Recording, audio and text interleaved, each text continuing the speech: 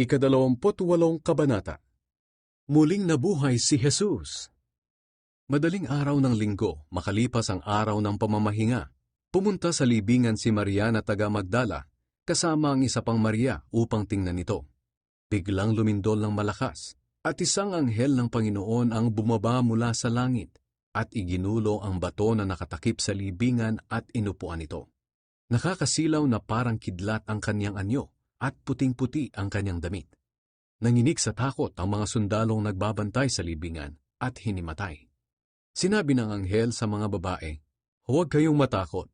Alam kong hinahanap ninyo si Jesus na ipinako sa krus. Wala na siya rito. Dahil nabuhay siyang muli tulad ng sinabi niya sa inyo. Hali kayo, tingnan ninyo ang pinaglagyan ng kanyang bangkay." Pagkatapos, sinabi ng anghel sa kanila, "Puntahan niyo agad ang mga tagasunod niya, at sabihin ninyo sa kanila na nabuhay siyang muli, at mauuna siya sa inyo sa Galilea. Doon ninyo siya makikita. Tandaan ninyo ang sinabi ko sa inyo."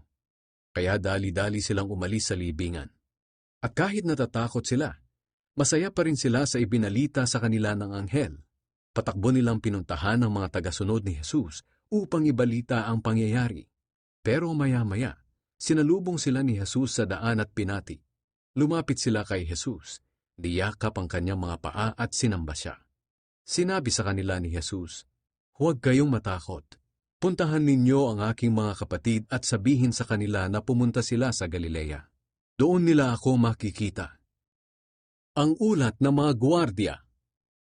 Pagkaalis ng mga babae sa libingan, pumunta naman sa lungsod ang ilan sa mga gwardiya upang ibalita sa mga namamahalang pari ang nangyari. Matapos makipagpulong ng mga namamahalang pari sa mga pinuno ng mga Hudyo, sinuhulan nila ng malaking halaga ang mga bantay.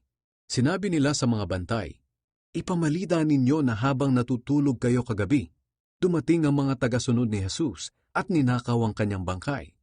Kapag narinig ito ng gobernador, kami na ang bahalang magpaliwanag sa kanya, para hindi kayo mapahamak." Tinanggap ng mga gwardiya ang pera at ginawa ang sinabi sa kanila. Kaya hanggang ngayon, ito pa rin ang kwentong ikinakalat ng mga Hudyo. Nagpakita si Jesus sa mga tagasunod niya. Pumunta ang 11 tagasunod ni Jesus sa Galilea, doon sa isang bundok na sinabi sa kanila ni Jesus. Nang makita nila si Jesus, sumamba sila sa kanya, kahit na ang ilan ay may pagdududa. Lumapit sa kanila si Jesus at sinabi, "Ibinigay sa akin ang lahat ng kapangyarihan sa langit at sa lupa. Kaya puntahan ninyo ang lahat ng mga lahi at gawin silang mga tagasunod ko.